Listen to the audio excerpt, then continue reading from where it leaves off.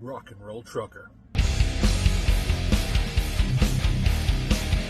Welcome to the Rock and Roll Trucker, the channel that likes to rock and roll, the channel that likes to play. We love to eat, we love to truck, we love to see the world around us and just have a big old time. Come on in and have a seat, and let's have a good chat. We'll tell you where we're going, we'll tell you where we've been. And yes, that is me playing the music. Good morning, everybody. As you can see, Pennsylvania is where we're at. Where I left off on the last video, we went to bed at the rest area here, but now that it's daylight, got my coffee in the way. I got to get the little handheld gimbal so I can make nice seamless video. But yes, pursue your happiness in Pennsylvania, it says. Very nice looking little rest area here. Look at that. We got a little bridge. We got some nice flowers and some plants, a little gazebo there. Yeah, you got me way up in the video there. And you got a nice picnic table. And let's see the sun coming up here. Look at there.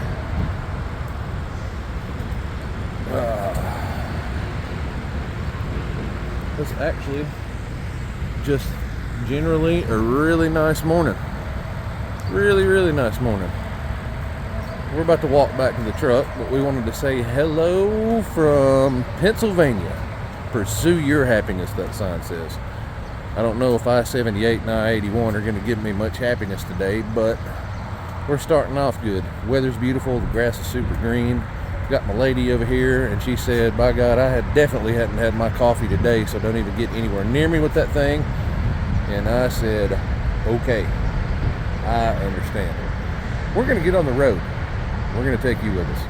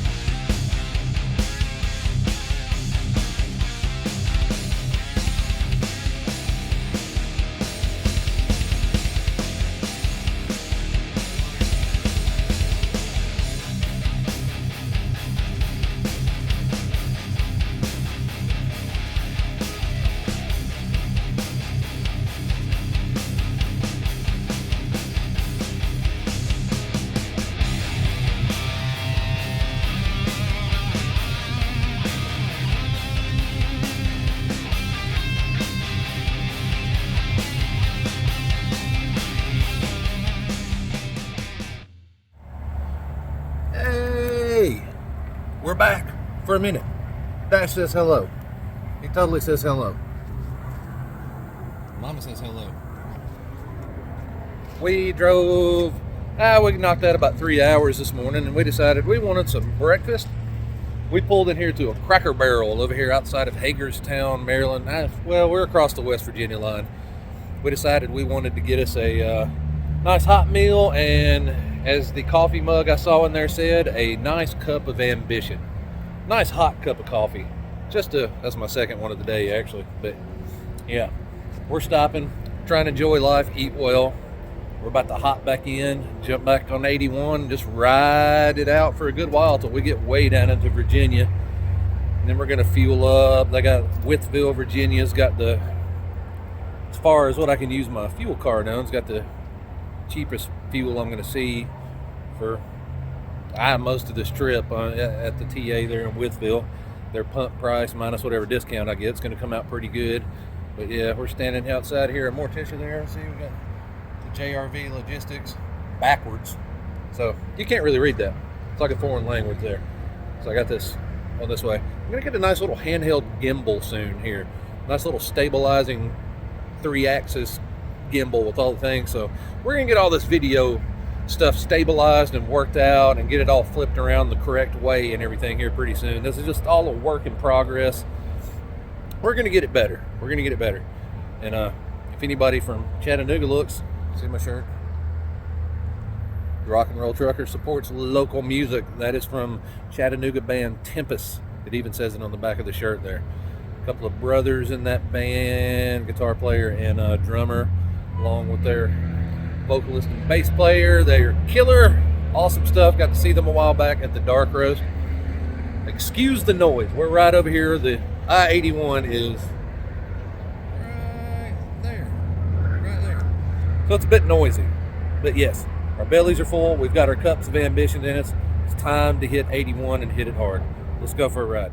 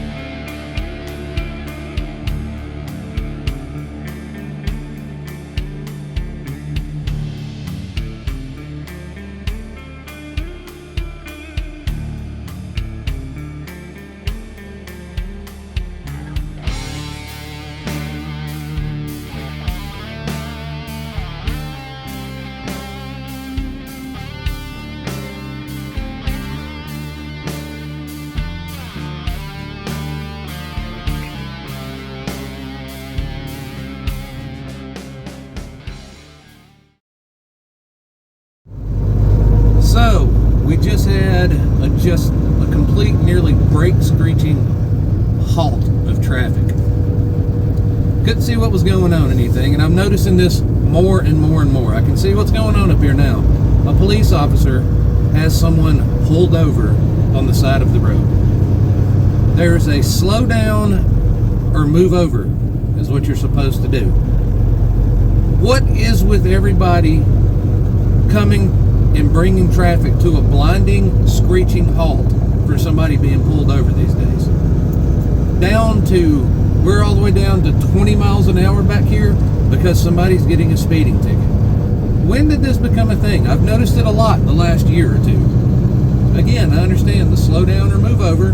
I'm slowed down because I can't move over because everybody came to a screeching halt and jumped over into the other lane. So I slowed down. I slowed down to 20 miles an hour because the flow of traffic came to that. What is happening? I'm seeing that so much now, and that did not used to be a thing. Traffic would still flow. You just had common sense and you slowed down.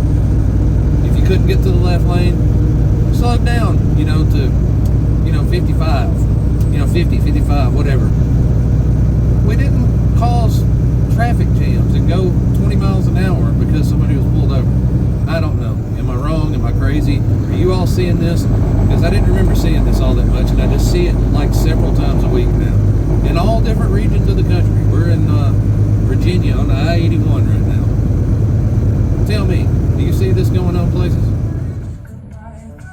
So we're at the White's Petro in it's Raphine, Virginia, exit 205 off of 81.